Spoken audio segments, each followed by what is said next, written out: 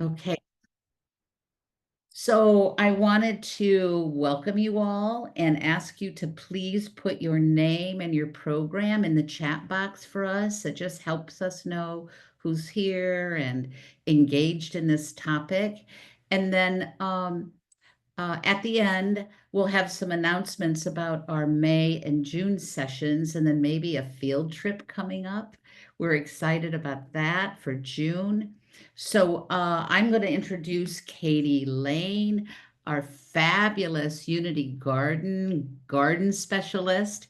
And Katie's going to talk today about succession gardening, which I love to say the what, where, how, placement, spacing, all that really good stuff. Take it away, Katie. Hello, everyone. I'm going to share my screen and then we'll get started. Okay, so today we're talking about succession planting. And last week we talked, or not last week, last session we talked about a general overview of gardening. So I believe that recording is up.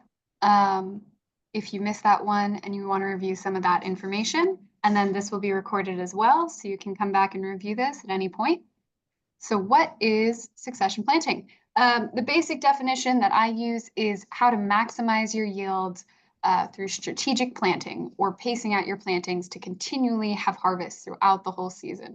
So really what it is making the most out of your garden space, whether it's 2 pots or like 3 acres. Succession planting is how you maximize what you can get out of it. There's some nuanced definitions. So if you look into this further, succession planting technically is 2 or more different crops following each other in the same space. So it would be like if you planted your beans and then you waited 2 weeks and then you planted beans again, and then you waited 2 weeks and you planted beans again.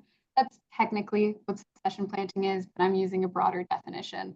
Just talk about how to maximize your yields. Staggered or relay planting is planting the same crop with repeated plantings in the same space. And interplanting or companion planting is mixing what crops you have in the same bed to really maximize your space and give these plants the benefits that come from mixing all these plants together. So the best way to maximize your growing season is to make sure you make use of all the time that we have in Indiana. So if you make sure that there is something growing from as soon as you can to as far as you can, you will really, really maximize how much you can produce because you're taking advantage of our whole growing season. So generally our last frost date in South Bend, Indiana is mid-May. This year it's projected to be April 30th. So this does shift from year to year. Our last frost date is the projected time when the weather is supposed to stop going below 32 degrees. Because under 32 degrees, some things will not survive. So this year it's supposed to be the end of April, which means we can start planting out our gardens a little bit earlier than we typically do. And then generally when our frosts start up again is mid-October. Again, these dates are flexible. So if you want to play it safe, just wait till mid-May and wait till after around Mother's Day to plant everything out. But if you really want to maximize your time, you can look at the weather or look at the projected last frost date and maybe get a couple more weeks out on either end. So this is one of my favorite resources. This is a seeding calendar. So this will tell you if you don't want to do any thinking or consulting any seed packets, this will tell you, depending on the week, what time of year it is, what exactly to plant in your garden. Not only so that it will survive, so you're not planting anything when it's too cold, but also so that you'll get a harvest. So you'll see that this goes from March to October. There are things that you can seed, like lettuce, for example. You can seed lettuce that last week of September, and you'll still get a harvest before our first frost in October. So this is a super, super helpful guide for succession planting for getting the most out of your growing season. Right now, we're in the last week of April, as you can see highlighted by that big red box. So these are all of the things that you can either directly seed in your garden or transplant. The D means for you take a seed and you put it outside. The I means you plant indoors. So some things like cucumber, eggplant, melons, peppers, tomatoes, watermelons, and pumpkins, you could still seed inside and then move outside afterwards. So starting next week is when you can transplant some of those things outside. But this is super helpful. I love this thing.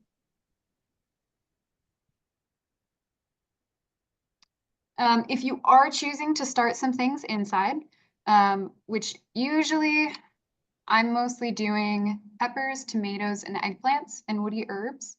You're usually starting these things inside because they take so long to grow. If you start a tomato from seed outside mid-May, you probably won't get tomatoes off of it just because it takes so long to grow. So tomatoes, you're either starting from seed inside, probably about, you can see the earliest is probably the second week of March. You'll start those inside and then they'll be big enough to transplant outside after our last frost, and you'll get production off of them. If you don't want to deal with seed starting, you can buy plant starts because seed starting is a whole different thing. But if you do want to get into seed starting, make sure that your seeds are newer. Seeds do expire. So if you have seeds from a previous gardening season, they'll probably still be okay. But if you have seeds that are more than 4 years old, they may not grow. So if you really old seeds, better to toss them and get new seeds that you know will germinate. You want to have sterile growing medium, so you don't want to just grab dirt from outside because it might have pathogens in it, it might have bugs in it that will affect your seed starting. So you want to just buy sterile growing medium. Containers for seed starting, you can get seed starting kits that will have containers, that will have bottom trays, but you want to just make sure that however you choose your containers, it's not too deep and it's not too shallow. So a lot of people like using egg cartons, but I found that egg cartons can be a little bit too shallow for successfully doing seed starting because there's not enough space for the roots to develop. Heating mats are one of the things that people usually don't use, and that is why you might not have a ton of success in seed starting. So especially if you're doing seed starting in like February or March, your house is probably pretty cold and seeds like germinating around 70 or 80 degrees. So if you put a heating mat, it bumps up that temperature for them. You'll have a lot better success in germinating. If you don't want to invest in a heating mat, you could just put it in the warmest place in your house. Usually for people, that's on top of the refrigerator, as weird as that sounds, or like if you have any other old electronics that are flat enough to put a seed starting trays on, those are probably what's going to be the warmest spot for you. You don't want to put them in your windowsill because those windows usually aren't insulated, and so it'll actually be a little colder in that spot and slow down your seeds. You want to make sure you have lights. So we get seed starting lights that are emitting light in the frequencies that plants can use. Humidity domes are these just clear covers that go over it. I put those on before they've germinated to keep all the moisture in. And then once they've germinated, so once they've started growing, you can take those domes off. And then a bottom tray to catch the water. And then the hardest part of seed starting is to make sure that they don't dry out. So you have to check on them really, really frequently. This is a very basic, quick overview of seed starting. It's a whole topic. If you are interested in this, we have a recorded class on seed starting up on our website that you can check out. But if you don't want to deal with any of that, you can source plants. We sell plant starts and seeds at Unity Gardens at 2 locations. One is our Welcome Center, which is on 3701 Press Boulevard. We are open from 9 to 7 p.m. on weekdays and 9 to 5 p.m. on the weekends, and we're selling plant starts of basically anything you could possibly want to plant. But we also sell these at the farmer's market 3 times a week whenever the farmer's market is open. If you don't want to come to Unity Gardens, there are also plenty of other places you can get seed plants. So Martin's Greenhouse, Lowe's, Walmart, like anywhere that's a farm store will likely have plant starts. But I'll promote us. Just if you buy plants from Unity Gardens, you help support the Unity Gardens mission, and we appreciate it. So if you're talking about maximizing your season, there's actually planting you can do as early as St. Patrick's Day. So every St. Patrick's Day, we plant peas and potatoes. Peas you want to just plant along a trellis in a trench. Peas will grow up the trellis. They're vining. So you want to make sure that you plant them along something they can vine up. Potatoes are a little bit more complicated.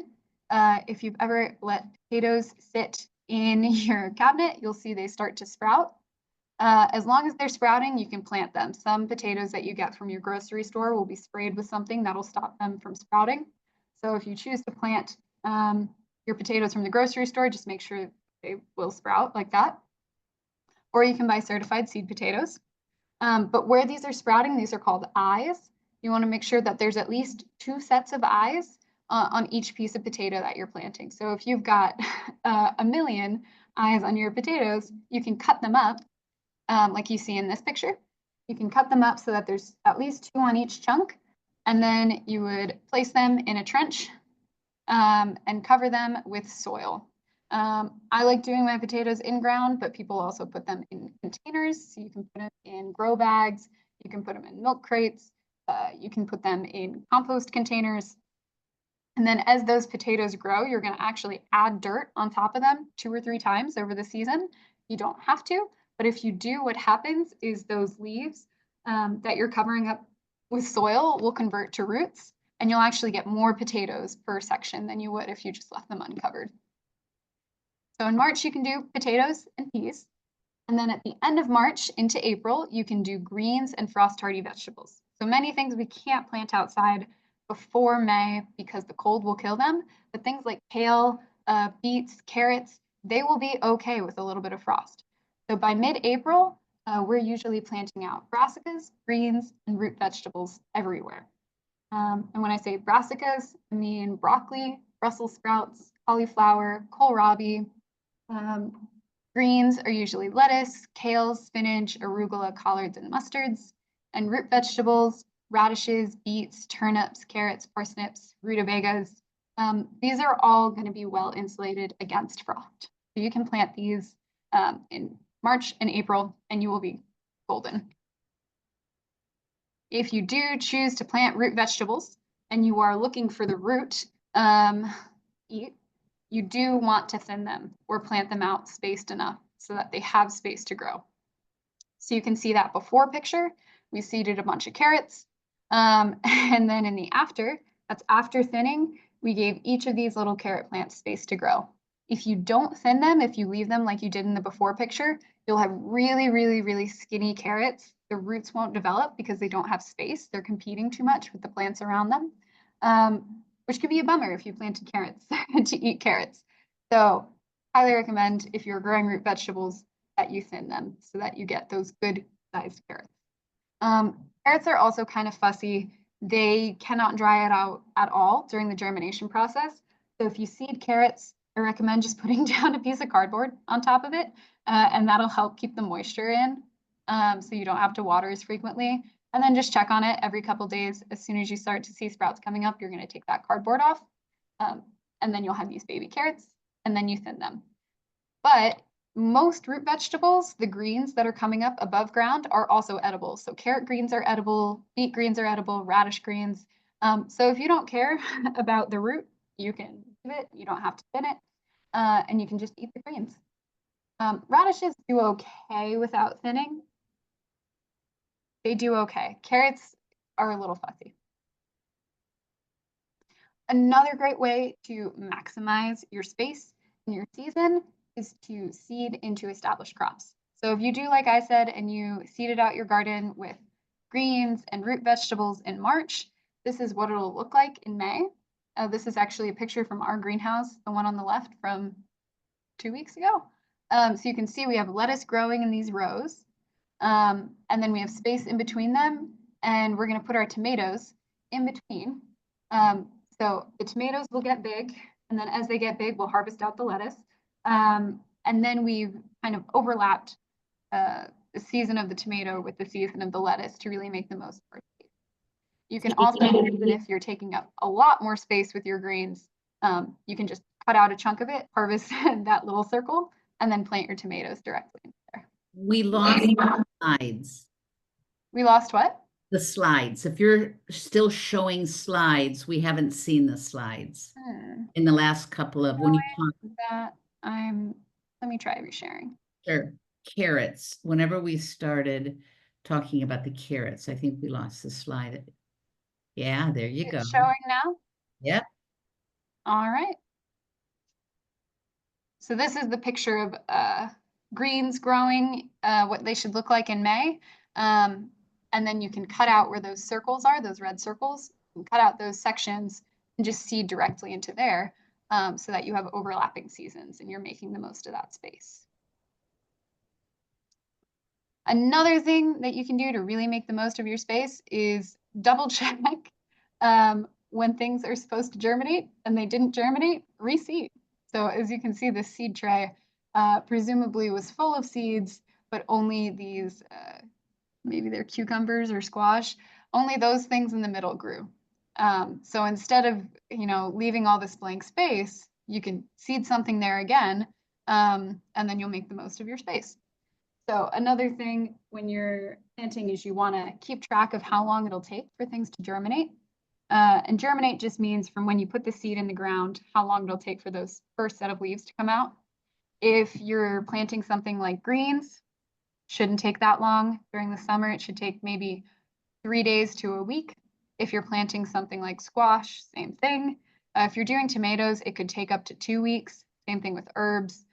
So when you know the germination time, which will be on the back of any seed packet, then you can put all of your seeds in. You can mark on your calendar, okay, in 7 days, I should see everything come up. If you come back in 7 days and spots haven't come up, you can just reseed there. And then you'll make the most of your space rather than leaving all these blank spots. This is especially true if you're using old seeds. If you're using seeds from 2018 and 2025, it is very likely that not all of those seeds will germinate. So you can go back and double check and fill in the blank spots. So greens especially have a quick germination and a quick harvest time. What they're doing in these bottom pictures is called bolting. And that is when the plant decides, okay, I'm done living, I'm going to go produce seeds now. So they get really tall, and all of their energy goes to seed production. And they'll start flowering and they'll develop these seed heads, and the greens will taste bitter and tough, because all of the energy is now into seed production rather than leaf production. So if you want to have lettuce year round, if you want to have spinach year round, throughout the full summer, you will probably need to plant greens more than once. So the more frequently you harvest, the less quickly things will bolt, but they will eventually bolt. If you want to extend your time that it's harvestable rather than bolting, you can use shade cloth, especially on some of the more heat sensitive greens. And those are usually spinach, arugula, and lettuce. If you really don't like heat, you can also plant them in a shadier part of your yard, about 6 hours of sunlight instead of 8+. You can also plant them with something that's a little taller. So we often plant okra, which gets very tall and has this big canopy. We'll put lettuce underneath because the okra will shade out the lettuce and it'll be good for a little bit longer. And then continually harvesting from it will prevent it from bolting quite as quickly. But eventually it's going to bolt. So often the way we do our greens is in this like staggered planting system. So 1 week we'll seed that first row of greens. And then the second week we'll seed the second row of greens. And then the third week we'll seed the third row of greens. And then you can see that there will be different levels. It'll be at different stages of maturity. So that first row will be ready to cut while that second row is growing. And then by the time your first row is bolting, you can pull that out, you can reseed, and then you can harvest from your second row. So you always have something to harvest and you always have something that's growing, so that you can continually eat, but also continually make sure there's something to eat the next week. And I've shown it with rows here. Oops. Because we have a huge garden space, but you can do it within just your garden bed. So this is probably 2 feet across rather than 20 feet. There are also things that you only harvest one time, mostly things that are root vegetables. So for things like beets, carrots, radishes, onions, if you plant all of those at the same time, they're all going to be ready at the same time. So if you want beets throughout the summer or carrots throughout the summer, what can be good to do is seed a little section 1 week and then the next week seed the next section and so on and so forth, so that in 40 days for carrots, you have your first harvest and then next week you have another harvest and so on. So instead of planting all of your carrots at once and getting all of those carrots at once, you get them staggered throughout the summer. There are also things that will have production peaks. So this is true of things like beans and watermelon and winter squash. So they will kind of keep producing, but they'll start producing, hit a peak, and then produce less. So for those, it's also good to stagger your planting so that you hit those production peaks at different times, so you get your harvest spaced out. Some things you really don't have to worry about that with. So things like zucchini, summer squash, tomatoes, peppers, okra, herbs, you can plant those. I would just plant those as soon as you can, because once they start producing, they'll produce at a pretty steady rate for the rest of the summer. Another way to kind of space out your harvests is to choose different varieties. So this is especially true of tomatoes. You have tomatoes and there are like, I should look up how many varieties of tomatoes there are. There are at least 100 plus varieties of tomatoes. I think we planted maybe 70 types at Unity Gardens alone. So there are many, many types of tomatoes, and they'll all be ready at different points. So Siberian tomatoes, they're a very early variety. From seed to harvest takes 52 days. Celebrity takes 65 days. And then yellow brandywine, which is an heirloom, really good flavor, takes about 80 days. So if you want tomatoes early, you could just plant those Siberian. They'll continue producing throughout the summer. Or you could plant a Siberian and a celebrity and a yellow brandywine, and then you'll have that like really, really good flavor that is the yellow brandywine, but you won't sacrifice 2 or 3 weeks of summer tomato production because you'll have the Siberian that starts producing a little bit earlier. Tomatoes are the big example for this, but that's also true of peppers. That's also true of squash, of beans. Many different varieties of things will have different days to harvest. So I see this especially with squash, where the seed packet will say like early prolific crookneck summer squash. And then there's a different variety of crookneck summer squash that takes 60 days instead of 50 days. So you get a little bit more time out of your growing season. And don't give up on your garden in August. If you would like to, that is your prerogative. If you hit August and you're like, I'm done watering, I'm all good, that is perfectly fair. But if you want to continue producing food, you can. So our first frost is often not until October. Last year, I don't think it was till November. So if you want to keep producing food, you can. Yes. So fall planting, similar to spring. Greens will live through a couple frosts. So greens are a great thing to start planting again in August. Root vegetables, peas, cilantro is an herb that really doesn't like heat, but it really enjoys the cool weather. You can harvest your winter squash. You can also start seeds inside to transplant into established crops to like double out that spacing. So if you have some greens and you want to get another harvest of brassicas, you can start some broccoli inside and then transplant it into your garden. But if we look, should have put it again. But if we look at this calendar, you can see like Asian greens, broccoli, cabbage, cauliflower, cilantro, carrots, eggplant, kale, green onions, peas, radishes, arugula, zucchini, Swiss chard. You can plant all of those things in the last week of August, and some of them into October even, and you'll still get a harvest, if not many weeks of harvest before our first frost hits. So I know everyone thinks about the gardening season as like June through August, but August doesn't have to be the end.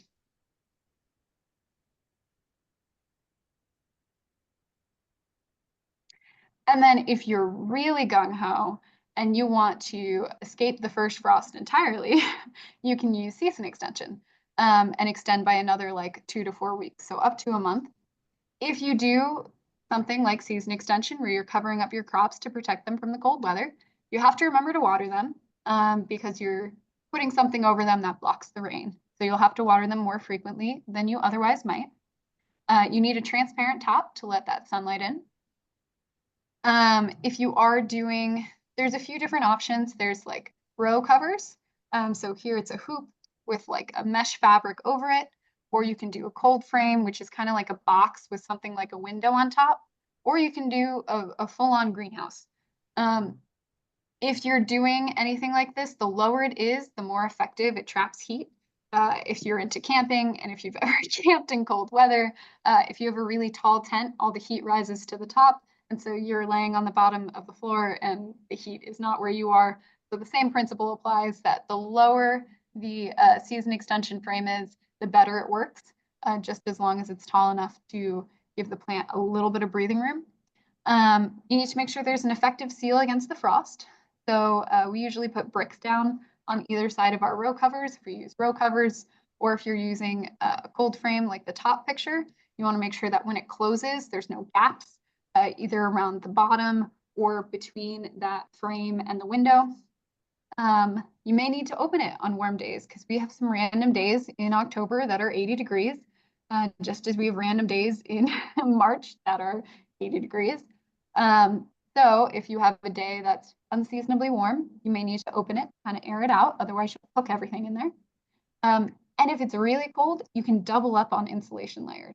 So if you have a greenhouse and you want to extra protect what's growing in there, you can do a greenhouse plus a row cover so that you really give it a second layer of insulation. I think the official like agriculture saying is you move up a zone with each layer of insulation. So it is effective. And there's a ton of options for upcycling this. You can use any plastic sheeting. You can use old windows for cold frames. So there's a lot of options, and it does let you extend your season on both ends. So you can also use cold frame boxes right now to get your tomatoes and peppers in a little earlier, and then you can use them again in the fall to extend that season a little bit.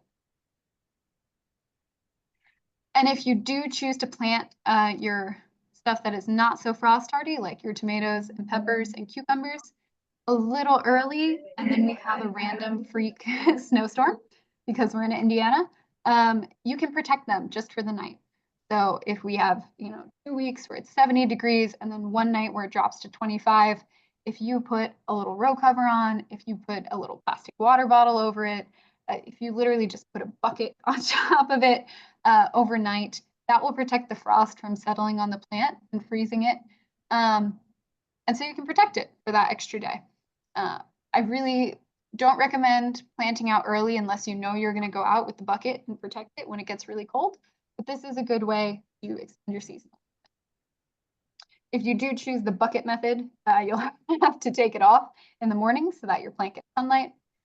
If you do the like clear plastic things, you can leave them on for a little bit longer, but understand you're making like a mini greenhouse. So if it was 30 at night, but it hit 70 during the day, you might bake your plants a little bit. So just exercise caution, exercise awareness if you go this route. And for people who really want to extend growing into the fall or throughout the whole year, the cold is not the only thing that prevents your crops from growing throughout the winter. So a lot of people think, okay, I've protected my tomato from the frost by putting it in this greenhouse. Obviously, I'm going to get tomatoes all winter. Actually, the sunlight matters a ton as well. So once our days are shorter than 10 hours of sunlight per day, plants will enter dormancy. And if you have houseplants, you'll notice this as well, that like once it hits November through February, your houseplants aren't really putting on new growth. And that's true of our vegetable crops as well. So once we hit those like under 10 hours of sunlight per day, things are just dormant, so they're not actively growing.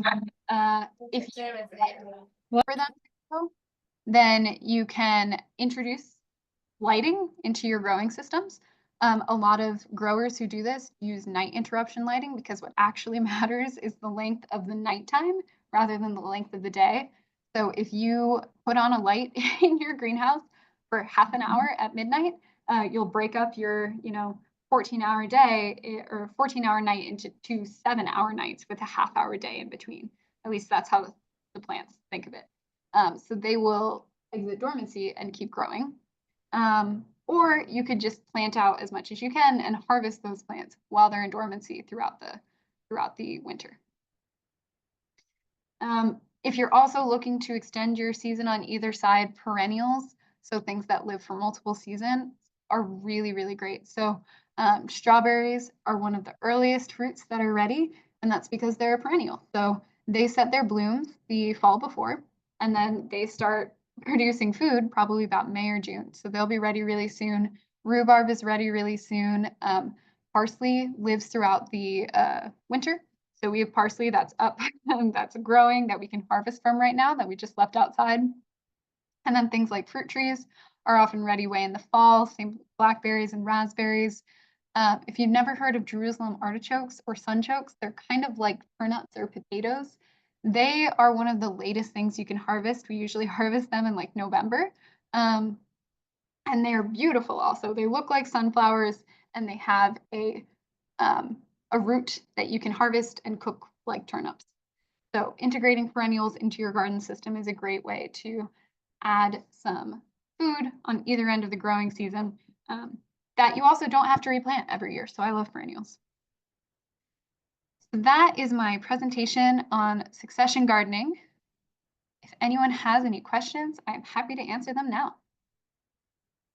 Katie, there was a question in the chat asking about how many starts you have, if there's going to be enough plants to cover people who have grant funding. Yes, we have many, many, many plants. We have a geodome full and then 2 greenhouses and inside it's every year it's we juggle lots and lots of plant starts. So we have lots of plants to source your gardening needs.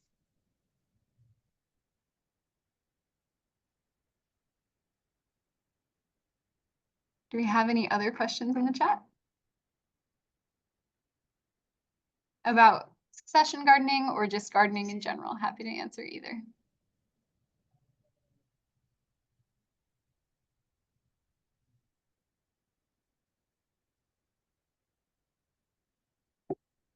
If not, I can pass it over, I think, to Emily to talk about master gardeners.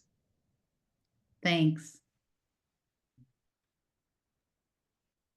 Hello, everyone. My name's Emily. I'm the Agriculture and Natural Resources Educator for Purdue Extension in St. Joseph County. So my office is located across the street from the County City Building in downtown South Bend. And then I just wanted to hop on and talk briefly about Master Gardeners. So if you're not familiar with the Master Gardener program, there's a class held each year, and it's roughly 14 or 15 weeks long. So we talk all about plant science, soil health, fruits, lawn, vegetables, invasives, all that fun stuff. So they meet for 14 or 15 weeks. Each class is 3 hours long, so it's pretty an intense course. And then once they finish that course, they become a Master Gardener intern. And they complete 40 hours of volunteer hours before becoming a certified Master Gardener. So in this county, I believe we have roughly 35 Master Gardeners who are active in the program. And so I just wanted to let you all know that they could be a resource available to you, especially those who have the grant funding. If you ever have a question, obviously you can reach out to my office and I can help with those. But if you wanted to be paired up with a master gardener, if you felt like that would be something that would be beneficial to you and have someone who could kind of help you with those questions that pop up, I just wanted to let you know that they are a resource in the county and in the community. So if that's of interest of you, I'm going to put my email in the chat and then feel free to email me and let me know what location you're at. And if it's of interest, either to have a master gardener that comes out on a regular basis, or if you just need someone, to have an email and have someone who you can kind of bounce ideas off of, or if you have any issues, diseased insects, stuff like that, along with the growing season. So if that's of interest of you, I will put my email in the chat and feel free to reach out.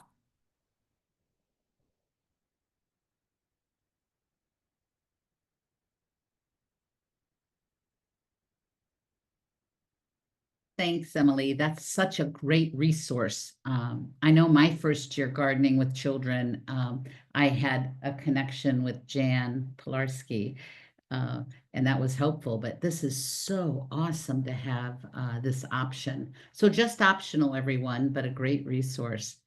Thanks. Any questions for Emily? Okay, and we can go back to questions for Katie as well. I'm going to share my screen now.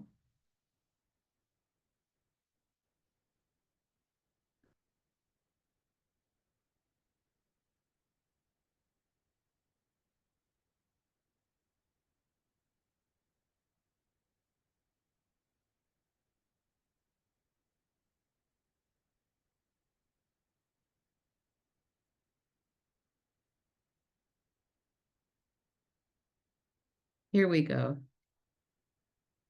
Great. So everyone knows that this is part 2 of our 4-part series. And there's great topics coming up. Uh-oh, there you go. So Becky Lees, who's been wonderful with this 4-part series on gardening, Let's Start a Garden. She couldn't be with us today. She had another commitment, but she sent along a project that she's been working on in her position with the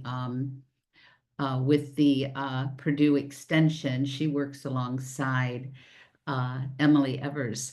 So, or the two work together. So she wanted me to share a new project. This is brand new for our community, and it's a St. Joe County Public Library seed library. And it is amazing because it's free seeds available at all the St. Joe County Public Library branches. No card needed. Select your seeds. They have some varieties, including veggies and herbs or flowers. She also has a seed guide, a link to a seed guide, and I will be sharing that after this session with all of you as I share other resources, including the slide deck and the recording. So there's a seed guide that can help you with these, with planting the seeds at the library.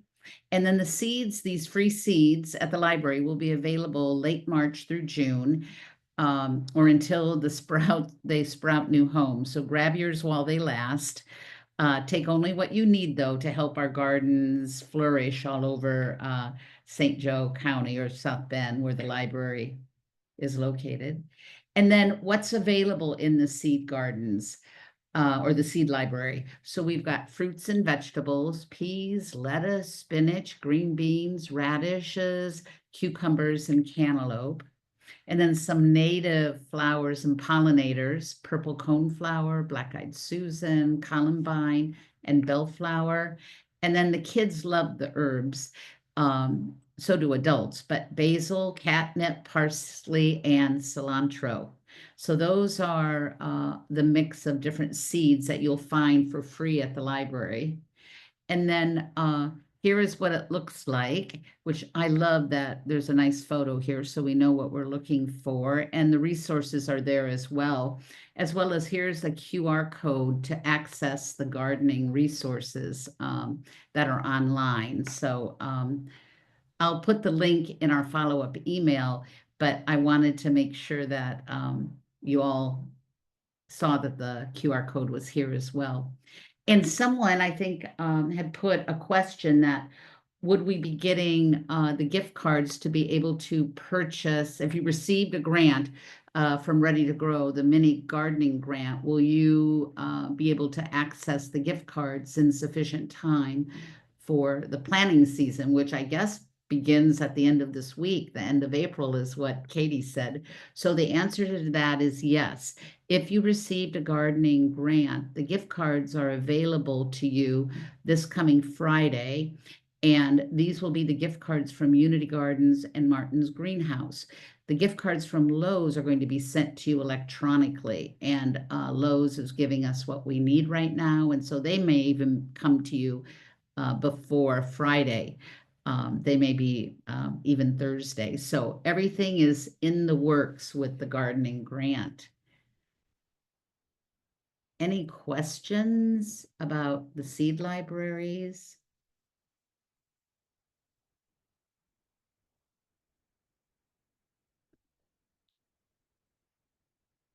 Okay. Oh, great question about Monroe County. Right now, this is just St. Joe County that we have mini grants for, mini gardening grants for.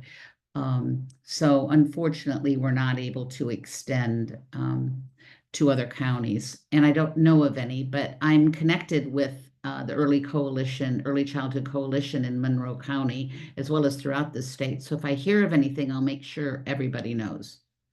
So I wanted to share before we close our session today about a couple of resources that are available on the Ready to Grow website. First, we have 2 more sessions coming up, May 20th at 1 p.m. and June 17th at 1 p.m.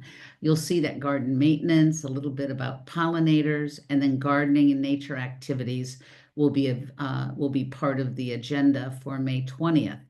On June 17th, we will be discussing easy composting as well as more gardening and nature activities with young children. So back when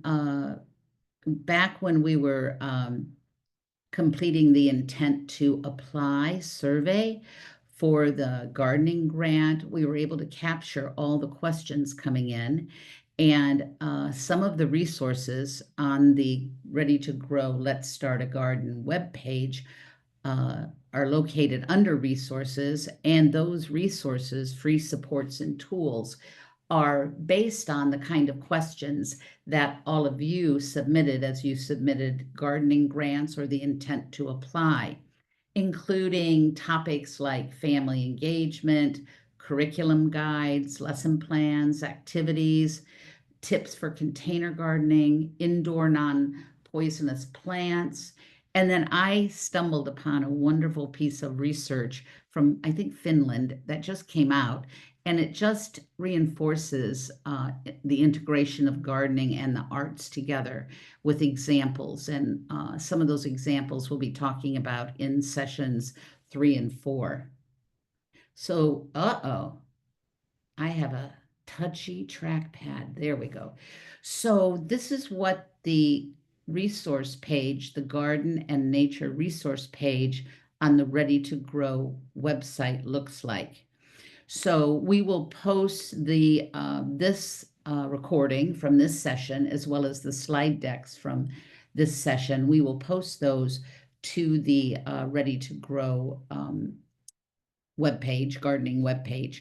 But then I wanted to just talk through some of the resources. So what we did is we curated some of the most highly recommended resources, and everything that's underlined here are links to the resources. So the Gardening Plus Nature resource list, there are 55, actually more than 55 activities that are all hands-on, developmentally appropriate preschool gardening and nature resources.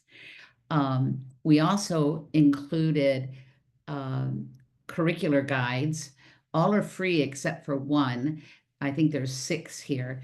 Curricular guides, and I'll show you an example of one that is kind of amazing with all the resources it provides. The only one here that has a cost is the Early Learning Grow, Eat, and Go JMG Junior Master Gardener, I think. And there's even some lesson plans. And then some other gardening and nature resources, the whole family engagement, how to bring your families to the garden for activities and to engage with their children. There's some beautiful activities that are suggested in the preschool gardening family engagement ideas, as well as the resource under that.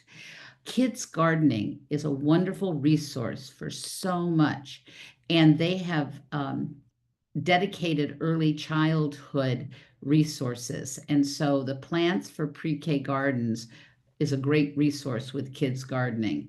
We also had several of you asking about edible flowers, And there's a growing guide to edible flowers. That's a resource listed here as well. And then container gardening. Some of you are starting with the gardening grants, doing container gardening, or even a blend of both garden beds and container gardening. So there's a link here to container gardening with children topic. The topics include projects and crafts, edibles, flowers, and just how to get started with it all. And Katie has given us great ideas as well, but this just extends our resources. So there's also this nature art activities and ideas for toddlers and research and preschoolers is really great as well. And then there's some specific container gardening suggestions for strawberries and tomatoes and kale. So, and then also some nature scavenger hunts. I think one of the most favorite activities that the kids enjoyed when I did gardening for 2 summers in a row with 84 preschoolers was the different type of nature scavenger hunts we had in the gardens and around the gardens. And so there's some nature scavenger hunts here as well. And then several people were interested in having plants in their classrooms. And so we're sharing on the website page non-poisonous plants that are safe for preschool classrooms. And it includes kind of your typical plants, but it also includes succulents. Okay, here we go. And then there's the Growing Minds Early Childhood Gardening Lesson Plans. And then we have this, we developed a Why Garden with Young Children booklet. And we wanted to provide this in both English and Spanish because we wanted to give you some robust content around learning concepts, objectives, and vocabulary to assist with planning your gardening activities, and communicating about gardening and why you're doing it in your program with your families. And then over on the right side of the screen is the growing creativity, how art and gardening inspire eco-social learning for children ages 3 to 5. And that's why the gardening grant materials list included the gift cards to Unity Gardens and also to Martin's Greenhouse and Lowe's, so that you could purchase dirt and containers and watering cans and things of that sort. But we also wanted to include books and puppets and art materials because we know integrated curriculum for young children is so awesome for kids. Okay, and this is just one example of the rich content included in the various curriculum guides. This is a curriculum guide from that I was able to locate, and it's one of the ones included. I think this was through Kids Gardening, and it's one of the ones included on the Ready to Grow website. And you can see that it provides all kind of resources for early educators: story time, songs and finger plays, sensory activities, movement or large motor activities, snack or meal time, dramatic play area, family or caregiver engagement, art, and mindfulness. Yeah, it's so great to do yoga in the garden, which really means around the garden, or story time in the garden, again, around the garden, but having activities planned to be out near the garden, integrating the garden setting into our daily routines with kids. Okay, so here's just a couple of pictures that I collected when I was gardening with preschoolers. And you can see some of the gardens are larger than others. And the gardening gloves children have on, they love wearing those. I guess the one tip I would share is that I found that they love wearing them, but if they're clean, they never were excited about putting on dirty gardening gloves. So I would always take them home and wash them and then bring them back clean. And the children love to water with watering cans, but also with a nozzle on a hose. This was during a particular dry period. Okay, here they are with the gardening cans. And then we had a garden that just didn't, it was under a tree that was growing and becoming more of a shade umbrella canopy for us. So we shifted our garden, our one garden at our program to a shade garden, which was fun for the kids as well. And you can see in the back left corner, there's lamb's ear, which just added great texture. Okay, so how about any questions?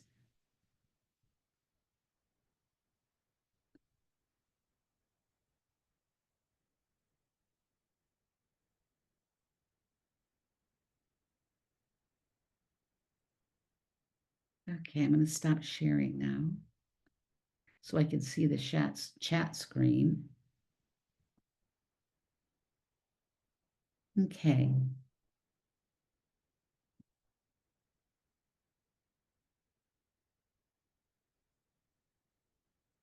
So I saw a question about getting the planting guide chart. I'm thinking it means the one that had I's and D's, right? Indoor and I don't know, D outdoor. But yes, I thought I took a screenshot of that and I thought I would attach that to the follow-up email I'll be sending your way. I can also Any drop other that one in the questions? chat as a file. So I'll put that in the chat as well. Oh, that's awesome. Thank you.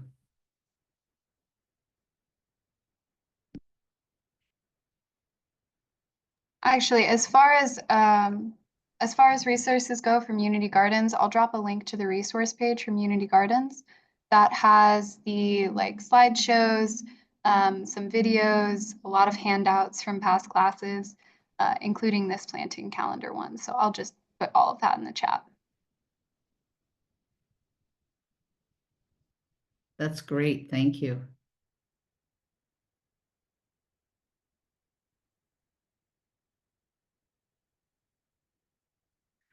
And Katie, given that we have the gift cards going out on Friday, where people can pick them up on Friday, that works with the planting schedule, right? For seedlings, because isn't that when you said the frost?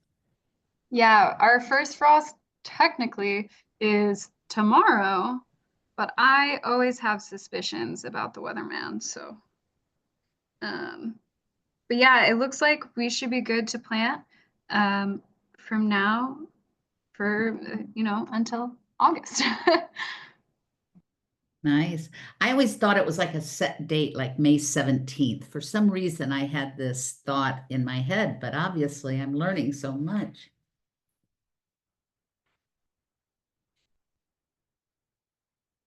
Any other questions, folks?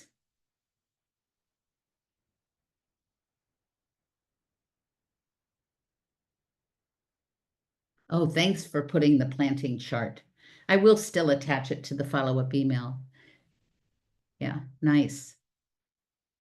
Yeah. I think the only thing that's not included on the planting chart is herbs, but if you time those with your tomatoes, you should be great. And then anything woody like lavender, rosemary, oregano, I would get those as starts instead of seeds. Yeah. Um, in terms of herbs, the favorite herb when I was doing gardening was that chocolate mint, but that's something that you have to contain in a pot.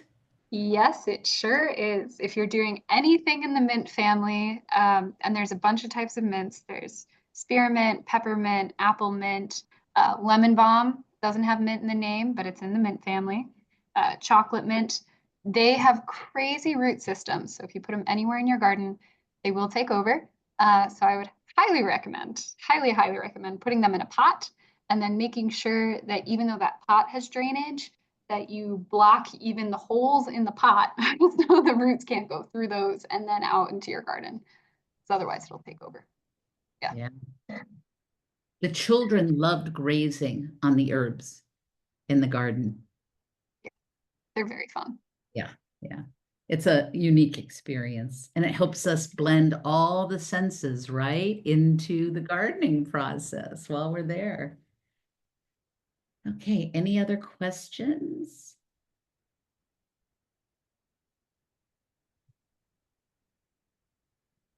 Okay, we'll be on the lookout for a follow-up email, and I will have links to the slide decks today, as well as to the recording. And oh, and it will have registration. We have the registrations for the May 20th and June 17th. I got to remember these dates. We've got a lot going on. And feel free to register as soon as you would like. Lots of people were interested in composting. And so we're excited that Katie's not only going to tell us in May how to maintain our gardens and a little bit about pollinators, but we're also going to hear in June about composting. So yay. Yeah. Thank you, everyone. We ended up with 62 participants. So yay for gardening energy. Yeah. Okay. Have a great rest of your day, everyone. Bye.